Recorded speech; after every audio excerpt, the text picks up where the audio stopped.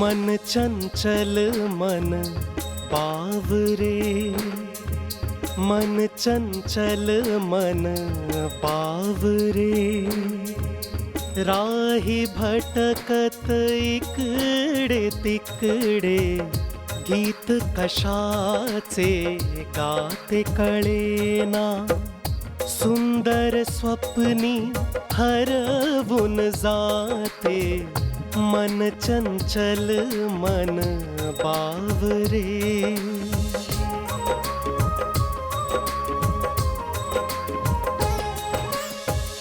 आयुष्याचा तळ खोलवर ना जाणे दुःखाचे डोंगर, आशेचे मृग जळनाटो, आशेचे मृग जळनाटो, हे वैरागी ना हो रे, मन चंचल मन बावरे.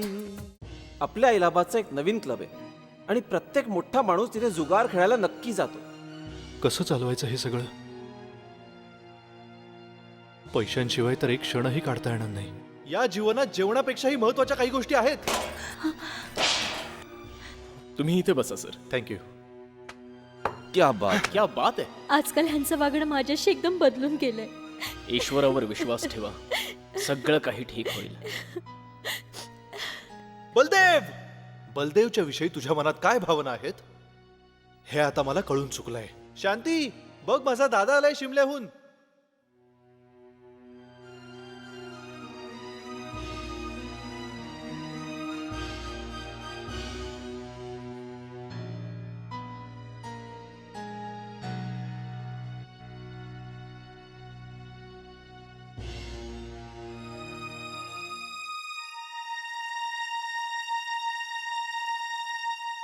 थांब, मला तुझ्याशी थोडं बोलायचंय. मला माहित नाही की तू माझ्या बोलण्याचा काय अर्थ काढशील, पण मी आता जे काही बोलणार आहे त्यात सर्वांचंच भलं आहे. तू स्त्री आहेस, आपल्या कुटुंबाचं बरं वाईट खूप चांगलं कळत असेल तुला.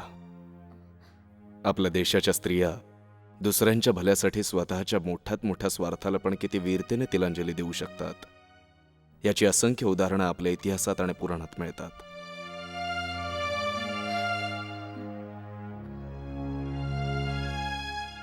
तू पण त्याच वीरांगणांची संतान आहेस. म्हणूनच तू नंदच्या सांसारिक आणि सामाजिक हितांचं भान ठेवून त्याच्यापासून दूर निघून जा. जर तू नंदवर खरंच प्रेम केलंयस आणि ज्याप्रमाणे मला वाटतंय की तू ते खरंच केलंयस, तर तुला त्याच्या भविष्याविषयी विचार करायला हवा. जरा विचार कर, जर तू नंदबरोबरच राहिलीस तर त्याची काय दशा होईल. मला लहानपणापासूनच त्याच्या सवयी माहीत आहेत. तो खूपच कामचुकार आणि आळशी प्रवृत्तीचा मुलगा आहे.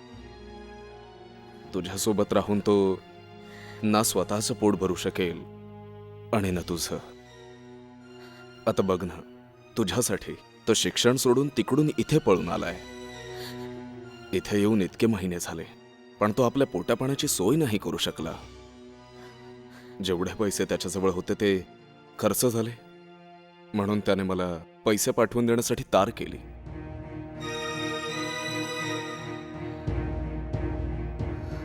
हे बघ, पैशांचा काहीच प्रश्न नाहीये. मी त्याला 1000-2000 आत्ता देऊ शकतो, पण असं कुठपर्यंत चालेल? आणि सर्वात महत्वाची गोष्ट, तुझ्यासोबत राहिल्यामुळे त्याला समाजातून वेगळं काढलं जाईल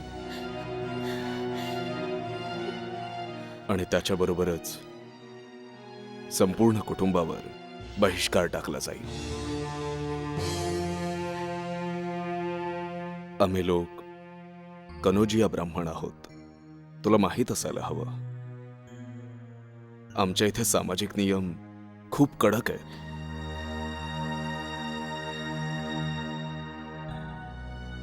माझी पण मुलगी आहे. उद्या तिचंही लग्न करायचंय. तुझी अशी इच्छा आहे की फक्त तुझ्या आनंदासाठी तिचं लग्न होऊ नये. मला माहित आहे तुझ्यासारखी समजूतदार आणि संवेदनशील मुलगी अशी इच्छा कधीच धरणार नाही. हे बघ, मी भावनाहीन नाहीये. प्रेमाचं महत्व मला पण कळतं. मी सुधारवादी आहे. माझी अशीच इच्छा आहे की तुमच्या दोघांचं लग्न व्हावं. पण मी सामाजिक परिस्थितीमुळे खूप लाचार आहे.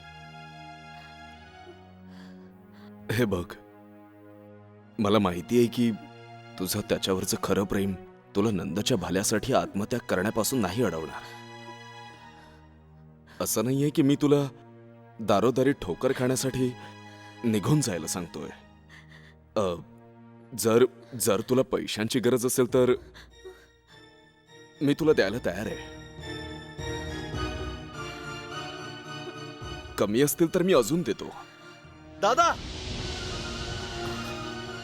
हे सगळं काय आहे? मी तर फक्त विचारत होतो की काही आर्थिक अडचण. शांती, शांती, शांती, काय झालं? माझ्याकडे एक औषध आहे. आता गप्पा बस, कळलं? शांती, शांती, तू ठीक आहेस ना? चल चल.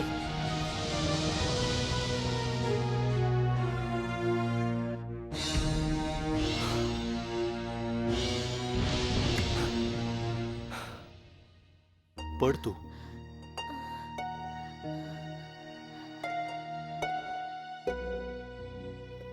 शांती, दादाचं बोलणं मनावर घेऊ नकोस आणि मलाही माफ कर.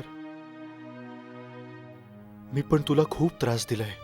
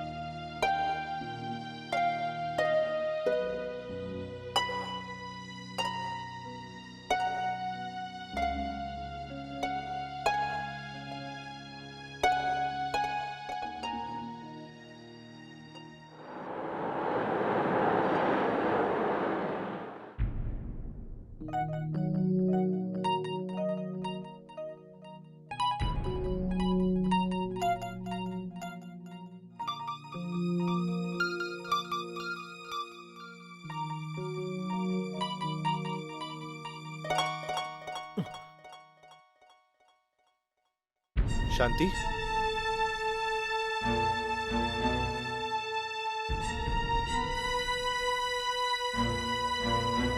शांती,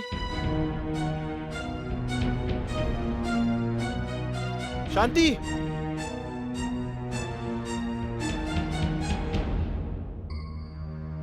दादा, तू शांतीला कुठे पाहिलंस?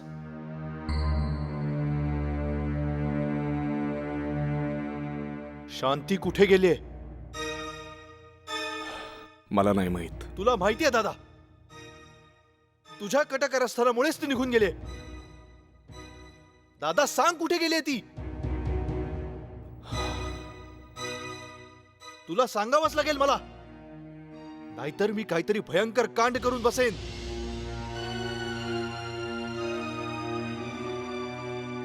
भयंकर कांड? काय करशील?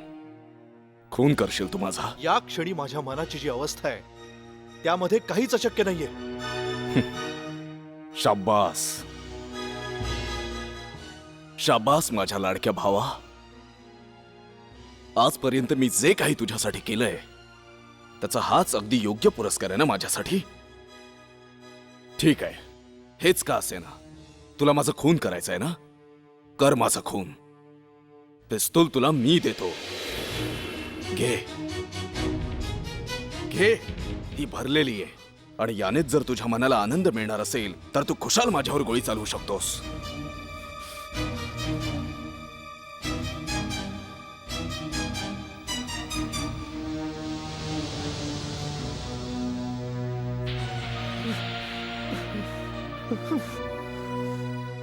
शांतीचं तुला सोडून निघून जाणंच योग्य आहे नंद. जर ती अजून काही दिवस तुझ्या जीवनात राहिली असती तर तुझं जीवन तिने एवढं विषमय केलं असतं की ज्याची तुला कल्पनाही नाही.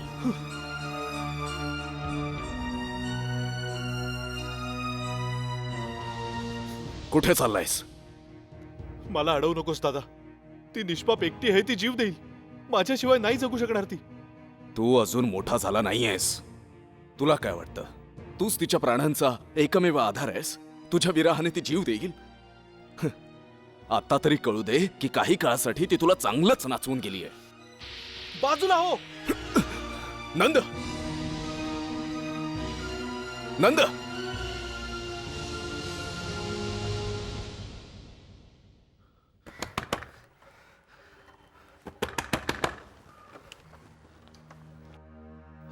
शांती शांती आली आहे इथे?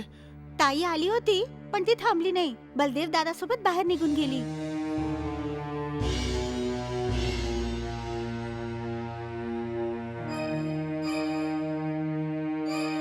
काही माहिती आहे कुठे गेलेत? नाही. आत या ना, बसा ना तुम्ही.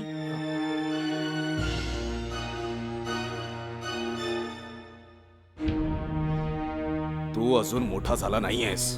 तुला काय वाटतं तूच तिच्या प्राणांचा एकमेव आधार आहेस? तुझ्या विराहाने ती जीव देईल? आता तरी कळू दे की काही काळासाठी ती तुला चांगलंच नाचवून गेली आहे. बलदेव! ताई आली होती पण ती थांबली नाही. बलदेव दादासोबत बाहेर निघून गेली.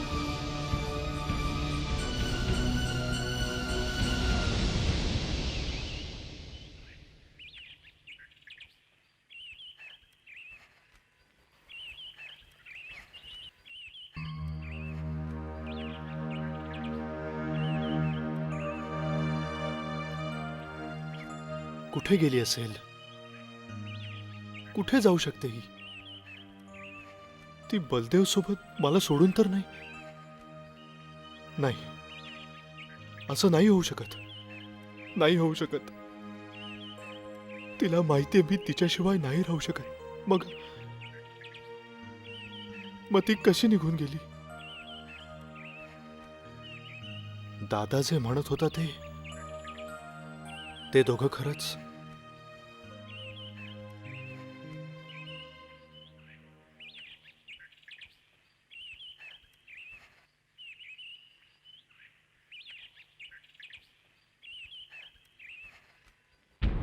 तू?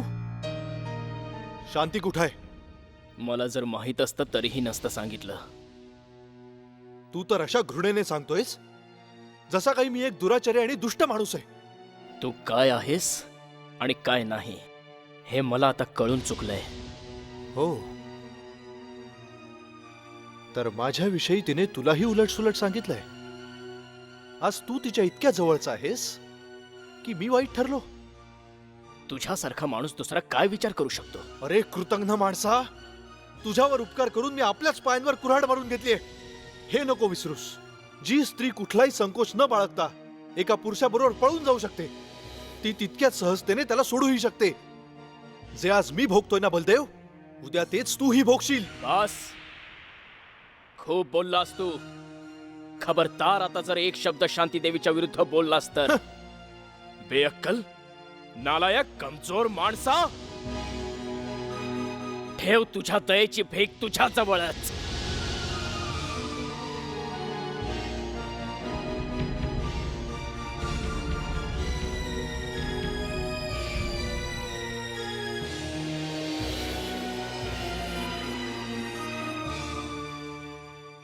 तू मानायला तयार नव्हतास. आता मात्र सत्य तुझ्या समोर आहे. आता इथे थांबण्यात काहीच अर्थ नाही नंद. आपण आजच शिमल्याला परत जाऊया.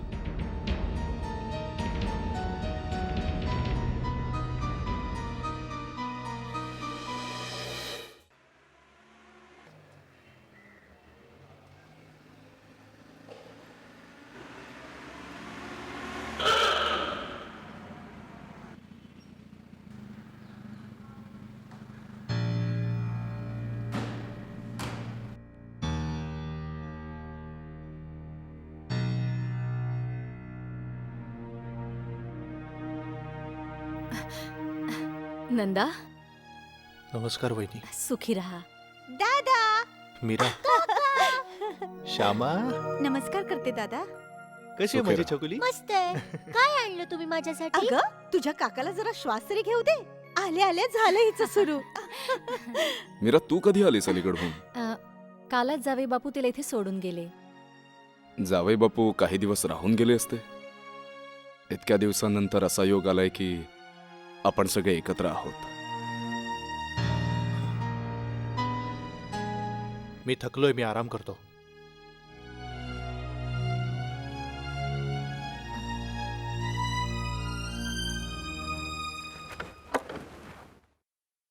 ईश्वराच्या कृपेने नंदा परत आला आणि बरंच झालं तुम्ही त्याला घरी घेऊन आलात ते.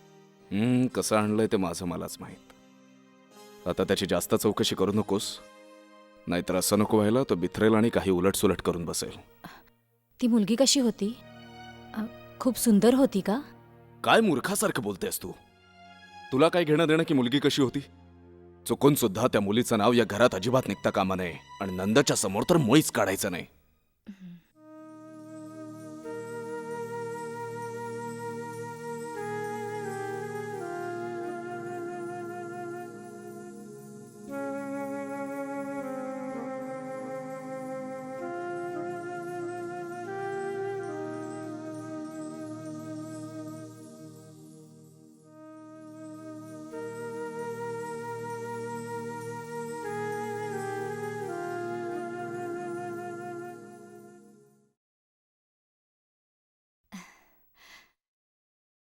काय झालंय नंदा? जेव्हापासून आलायस आपल्या खोलीतच असतोस तू? काहीच नाही तर निदान श्यामाला घेऊन माल रोड पर्यंत तरी जाऊन ये. चहा दे वहिनी. बरं ठीक आहे, आज तू कुठेही जाऊ नकोस, पण उद्या मात्र मला दुर्गादेवीच्या मंदिरात नक्की घेऊन चल. हं? का वहिनी? का तू मला जबरदस्तीने बाहेर घेऊन जायचा प्रयत्न करतेस? नंदा, अशा गोष्टींच्या आठवणी काढून काय उपयोग, ज्यांना आठवून दुःखाशिवाय आपल्या पदरात काहीच पडत नाही. माझ्यासाठी हे विसरणं सोपं नाहीये. कळतंय मला, पण विसरावं तर लागेलच ना. जर तू पूर्वीसारखा नाही झालास तर आम्ही काय सुखाचा श्वास घेऊ शकू? रात्री जर वाईट स्वप्न पडलं तर त्याला आठवून दिवस खराब करायचा नसतो. आपलं जीवन पुन्हा नव्याने सुरू कर नंदा.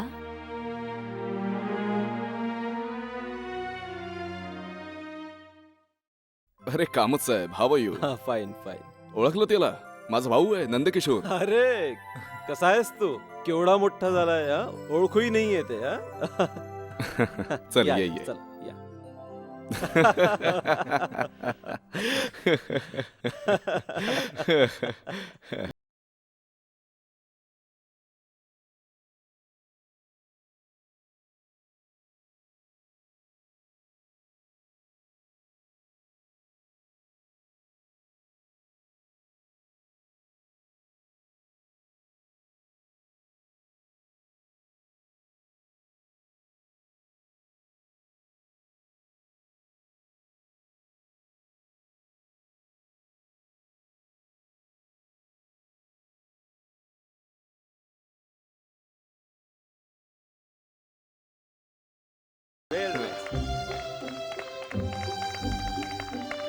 जर तू आज तिथे असतीस ना तर बघितलं असतंस की आपल्या नंदने एवढा सुंदर शॉट मारला की सारा क्लब टाळ्या वाजवत होता.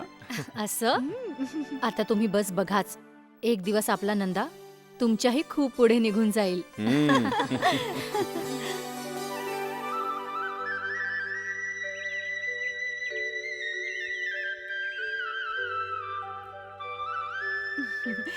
दादा हा घे तुझा गरम गरम चहा. हे सकाळी सकाळी कोण आलंय? बहुतेक ती लोक आली आहेत. मी जाऊन बघते. कोण आहे? दादाचे मित्र आहेत. आपल्या कुटुंबासोबत आलेत राहायला. मी जाऊन बघते. हा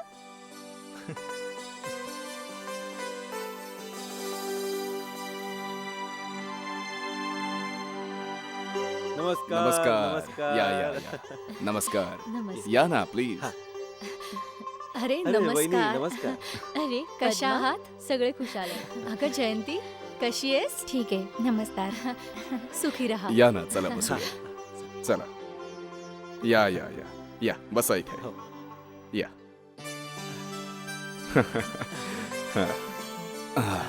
आता सांगा प्रवास कसा झाला? खूपच छान. कधी शिमल्याला पोचलो ते कळलंच नाही. जयंती कशी आहेस? चल आपण आज जाऊन गप्पा मारूया. हो चल. नमस्कार नमस्कार. नमस्कार. चल ना चल. आई श्यामा दिसत नाहीये. श्यामा शाळेत गेली बाळा. दुपारपर्यंत परत येईल. मग तुम्ही दोघे मिळून खूप खेळा. हा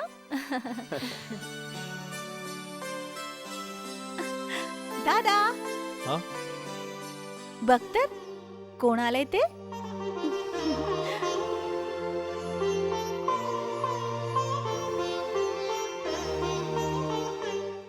आयुष्याचा तळ खोलवर ना जाणे दुःखाचे डोंगर आशेचे मृग जळनाटो आशेचे मृग जळनाटो हे वैरागी ना हो रे मन चंचल मन पावरे.